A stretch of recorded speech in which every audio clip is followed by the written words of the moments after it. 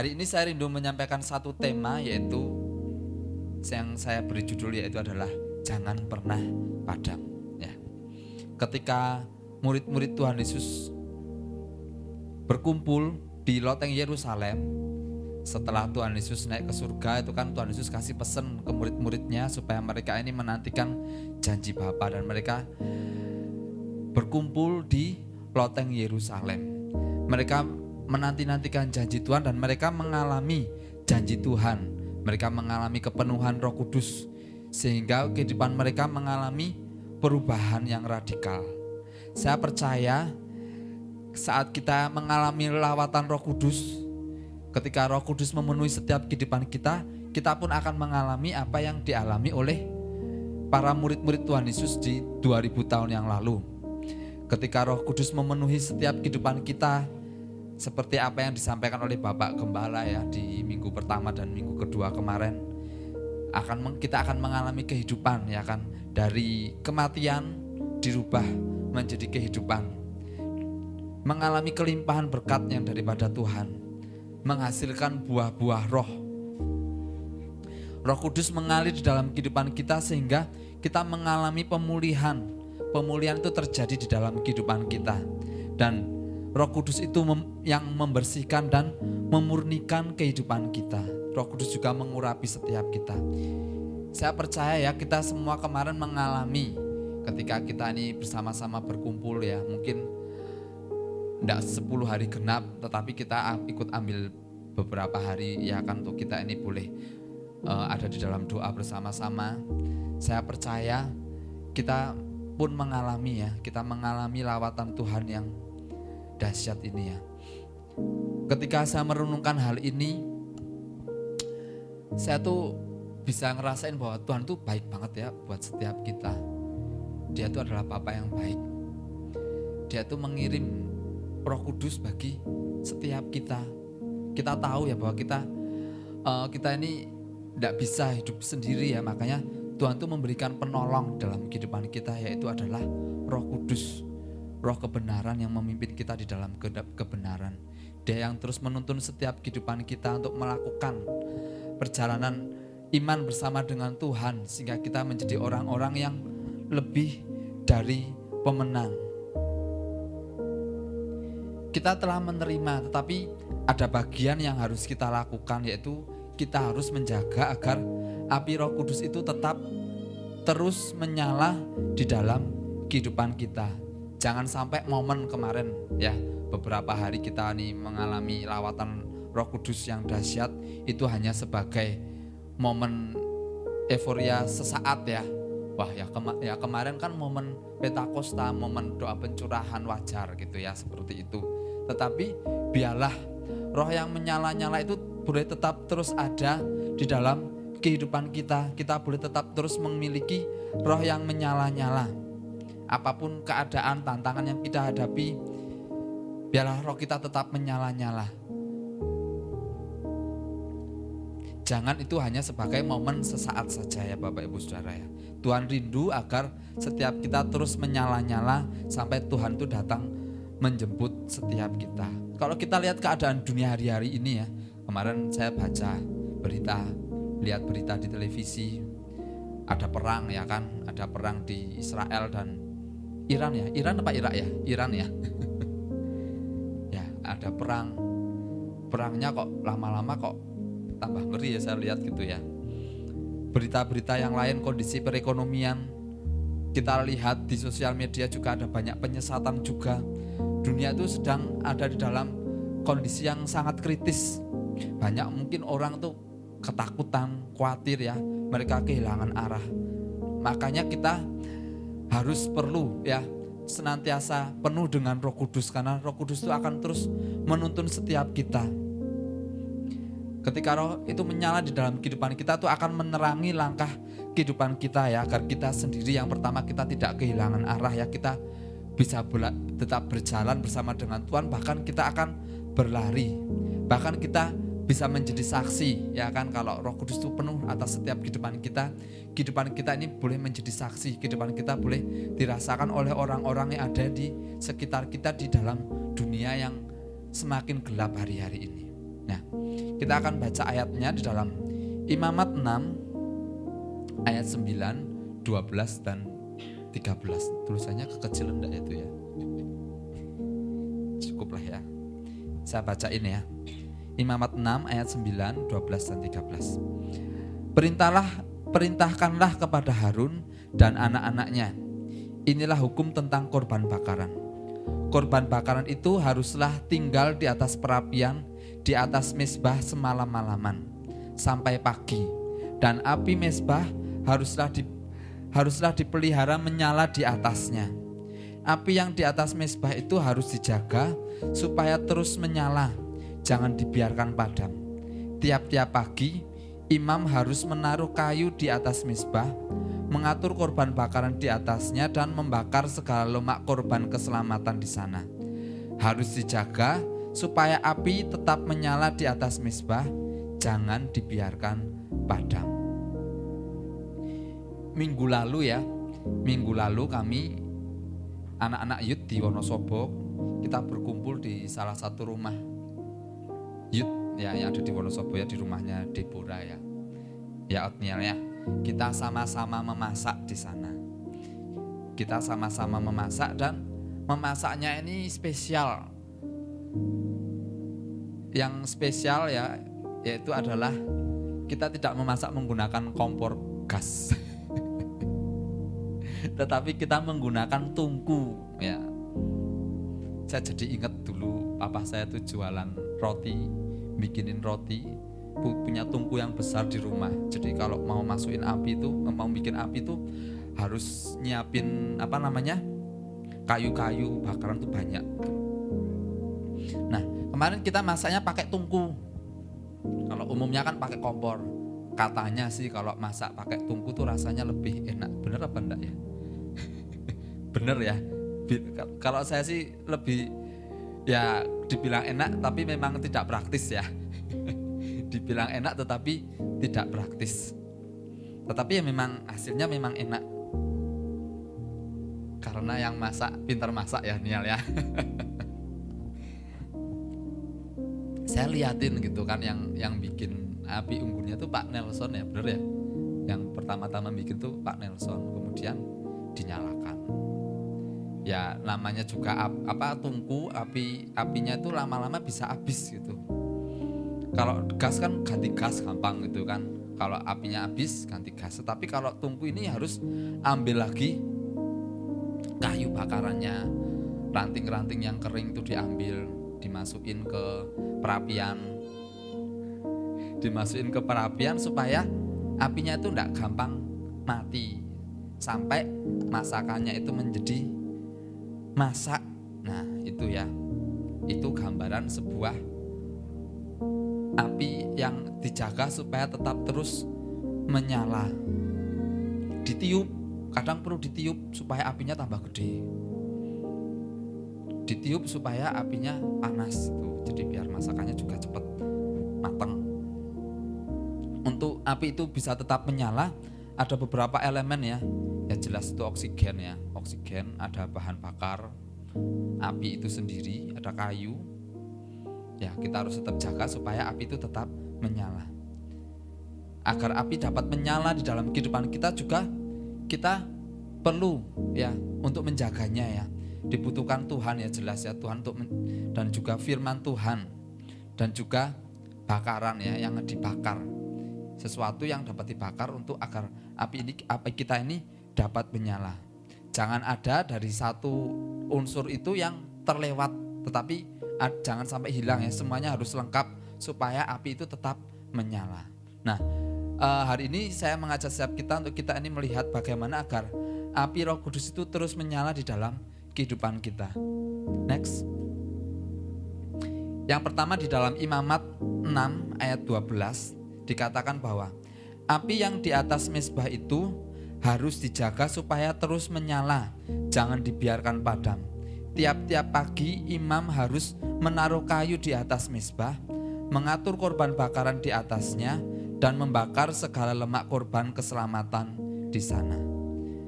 Mezbah itu adalah satu gambaran ya, bahwa itu adalah suatu tempat untuk kita ini bertemu dengan Tuhan. Tuhan tuh rindu senantiasa untuk kita ini membangun mezbah kita secara pribadi, sehingga kita mengalami perjumpaan dengan Tuhan.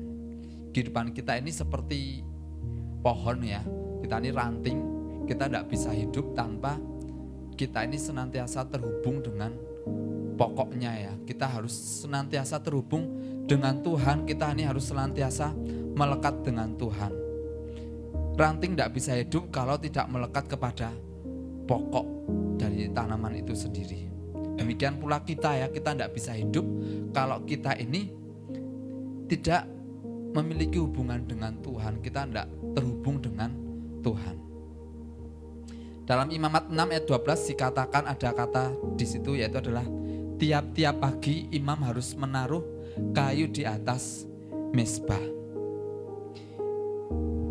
Kalau kita lihat ya, dikatakan tiap-tiap pagi, berarti ada waktu yang harus kita sediakan untuk kita ini terus membangun keintiman dengan Tuhan.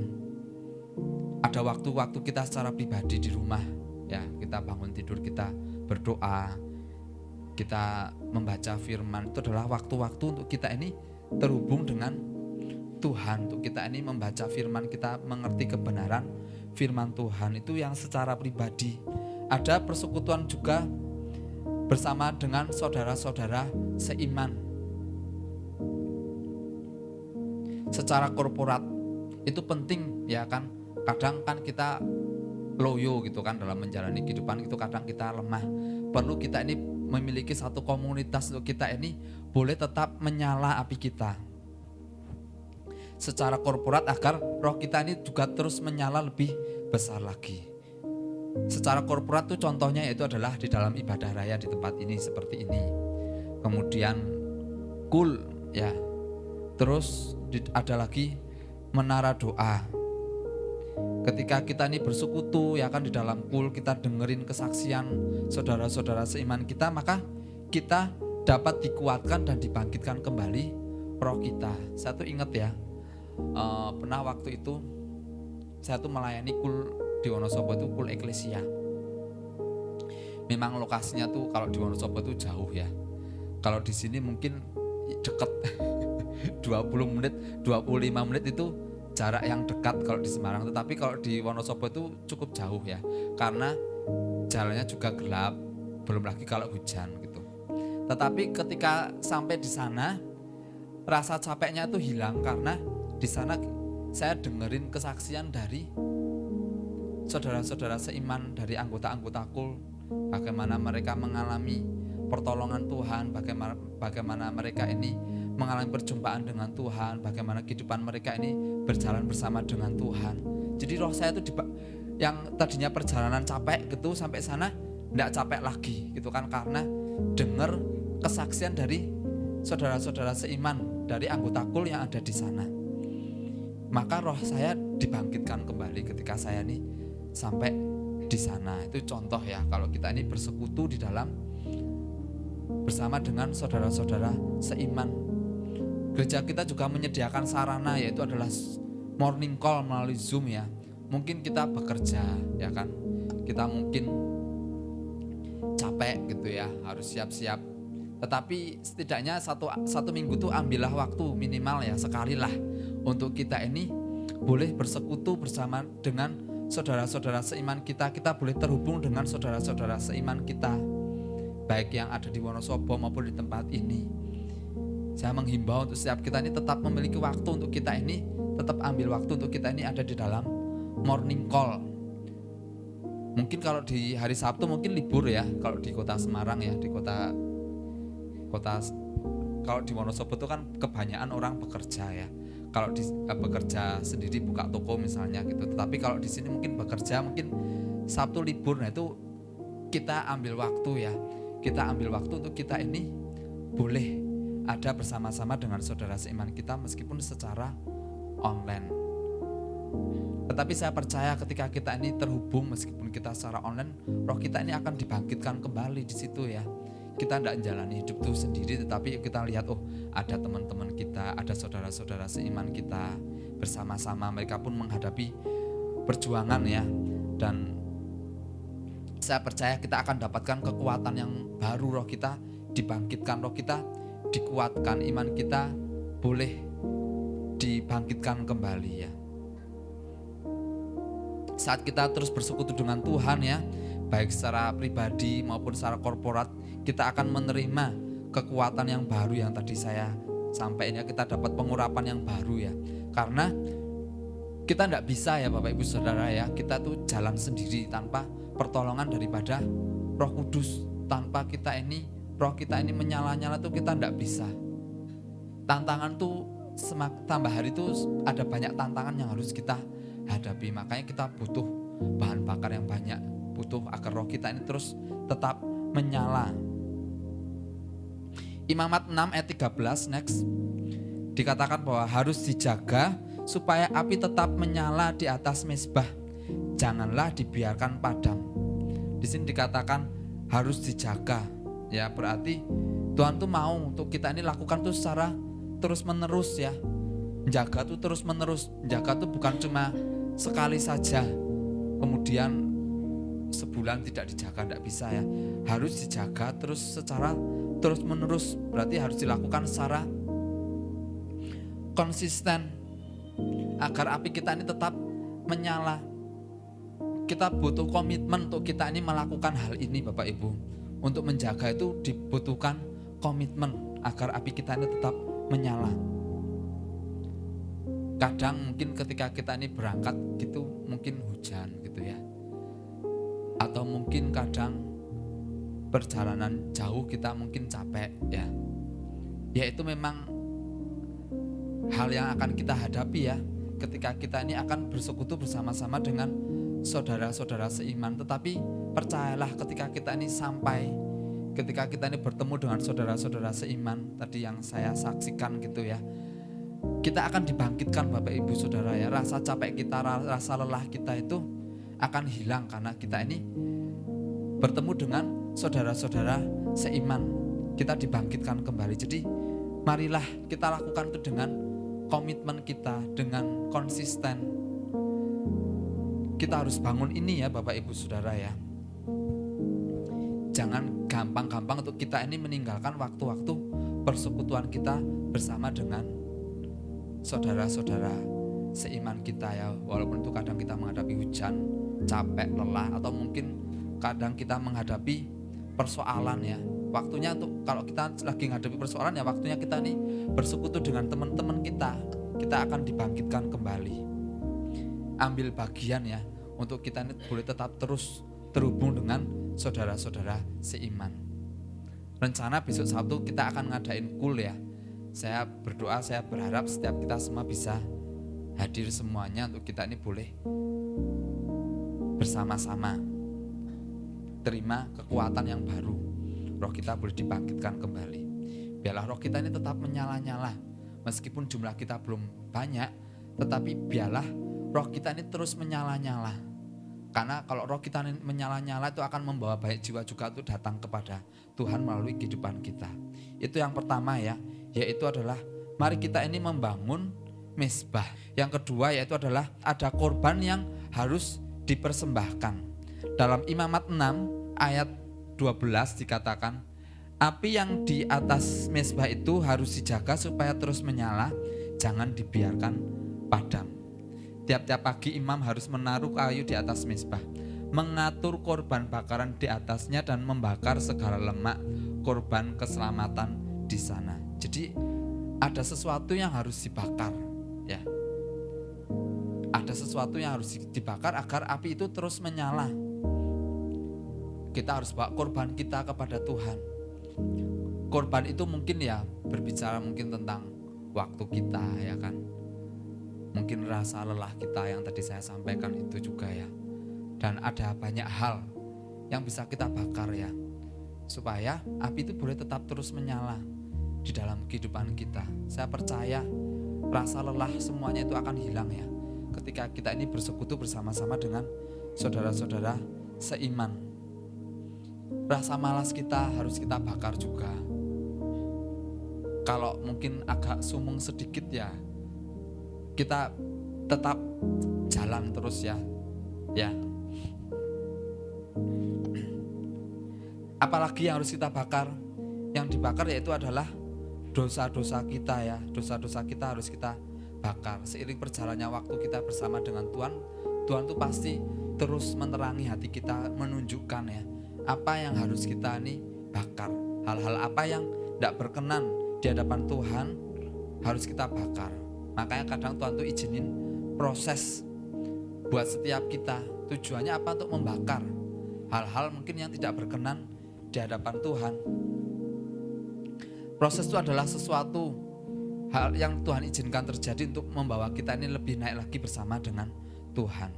Dan di dalam proses itu kadang kotoran-kotoran itu di dalam kehidupan kita ini harus dibakar ya. Harus dibakar. Dan perlu kerelaan hati kita untuk kita ini mau agar hal-hal yang tidak berkenan itu dibakar, kita bawa kepada Tuhan dan dibakar.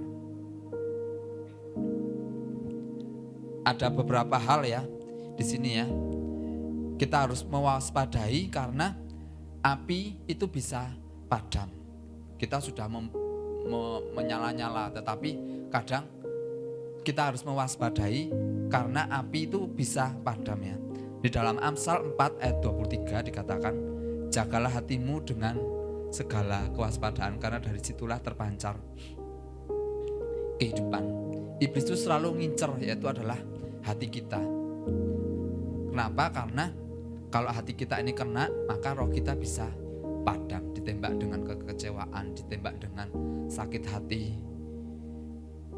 Dari hal-hal yang kelihatannya sepele, kecewa. Tetapi kalau tidak segera kita ini atasi, maka itu akan merembet dan membuat api kita ini menjadi padam, tersinggung, ya kan, kepahitan. Semuanya itu berpotensi untuk memadamkan api roh kita. Ketika api kita itu padam, kita akan mudah jatuh ya Bapak Ibu Saudara ya. Bahkan kita ini undur daripada Tuhan. Maka kalau api kita padam, yang terjadi kita akan mengalami kehidupan yang capek ya. Kita semakin berat dan rasanya tuh lelah. Kita harus cek kondisi hati kita agar hati kita ini dalam kondisi yang sehat. Dari hal yang sepele gitu ya. Mungkin dari luar tidak terlihat, tetapi Tuhan itu melihat kedalaman hati kita. Kalau hati kita ada yang tidak beres, segera dibereskan supaya roh kita ini boleh tetap terus menyala-nyala. Kalau tidak segera dibereskan tuh bisa memadamkan roh kita. Dosa ya membuat api kita ini padam sedikit demi sedikit, akhirnya api kita ini padam ya. Di sini dikatakan Matius 15 ayat 19, karena dari hati timbul segala pikiran jahat, pembunuhan, perzinahan, percabulan, pencurian, sumpah palsu dan hujat ya. Kalau hati tidak dijaga juga kita akan mudah untuk jatuh di dalam dosa, sehingga membuat api kita ini menjadi padam. Tuhan mau agar roh kita ini senantiasa terus menyala-nyala. Tuhan tidak mau roh kita ini padam. Karena yang Tuhan mau ya, ketika roh kita ini menyala, maka kita akan mengalami kuasa daripada Roh Kudus di dalam kehidupan kita, menghadapi tantangan, menghadapi apapun persoalan dalam setiap kehidupan kita boleh tetap terus menyala-nyala dan Tuhan akan terus menuntun setiap kehidupan kita. Kalau roh kita padam, ya kita akan menjadi loyo. Tetapi kalau roh kita ini terus menyala-nyala, maka kita akan menjadi orang-orang yang bersemangat. Kita menjalani kehidupan kita dengan bersemangat, roh kita menyala-nyala, siap menghadapi setiap tantangan apapun yang terjadi di dalam kehidupan kita. Dimanapun, kapanpun ya, Tuhan mau roh kita ini senantiasa menyala-nyala. Saya percaya, saya berdoa setiap kita di tempat ini, roh kita boleh tetap terus menyala-nyala. Ketika kita mengalami lawatan Tuhan, saya percaya kita mengalami pemulihan, ya kan? Roh kita menyala-nyala, kita akan mengalami kemenangan demi kemenangan di dalam kehidupan kita ya. Bahkan kita dipakai Tuhan untuk menjadi saksi apapun latar belakang setiap kita, tantangan yang kita hadapi itu akan menjadi modal untuk kita ini bersaksi buat orang-orang di sekitar kita ya. Dulunya mungkin kita orang yang kepahitan, tapi kita menang menghadapi kepahitan, itu akan menolong orang yang sulit untuk melepaskan pengampunan, ya kan. Dulu mungkin mengalami keterikatan dalam dosa, tetapi ketika kita ini menang karena Roh Kudus itu memenuhi setiap kehidupan kita, maka kita pun dapat menolong orang-orang yang mereka yang menghadapi keterikatan. Apapun ya, ketika kita dulunya kehidupan lama kita seperti apa, ketika kita mengalami perjumpaan dengan Tuhan, kehidupan kita dilawat dengan Tuhan, Roh Tuhan tuh hadir di dalam kehidupan kita bisa menang dan kita boleh menjadi saksi dimanapun Tuhan tuh menempatkan setiap kita.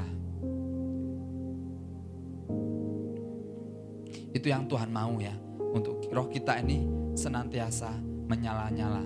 Tidak peduli mungkin jumlah kita ini masih sedikit, tetapi kalau roh kita menyala-nyala, saya percaya bahwa Tuhan itu akan berperkara di dalam setiap kehidupan kita. Dan saya percaya juga Tuhan di tahun 2025 ini, ketika kita ini memiliki roh yang menyala-nyala, kita akan mengalami penggenapan janji Tuhan bahwa tahun 2025 tahun penuaian ya. Baik secara kita pribadi kita mengalami penuaian secara pribadi, maupun di gereja kita di tempat ini kita akan mengalami penuaian jiwa-jiwa. Mungkin Tuhan hari-hari ini sedang menyiapkan setiap kita. Tuhan lagi lihat dulu mungkin ya komitmen-komitmen kita. Oh Tuhan lagi lihat dalam setiap kehidupan kita ya, di dalam gereja di tempat ini bagaimana, apakah kita ini memiliki kesatuan hati atau enggak, wadahnya ini sudah siap atau belum. Kalau kita ini belum siap ya, Tuhan tidak akan mempercayakan hal itu. Tetapi mari kita bangun bersama-sama itu ya, kita bangun wadah kita, siapkan tempat kita siapkan korban bakaran yang menyenangkan hati Tuhan. Roh kita boleh tetap terus menyala-nyala. Saya percaya bahwa Tuhan sudah menyediakan waktu yang tepat bagi gerejanya untuk kita ini mengalami penuaian jiwa-jiwa. Kita tidak boleh patah semangat, tetapi biarlah roh kita boleh tetap terus menyala-nyala. Amin untuk firman Tuhan.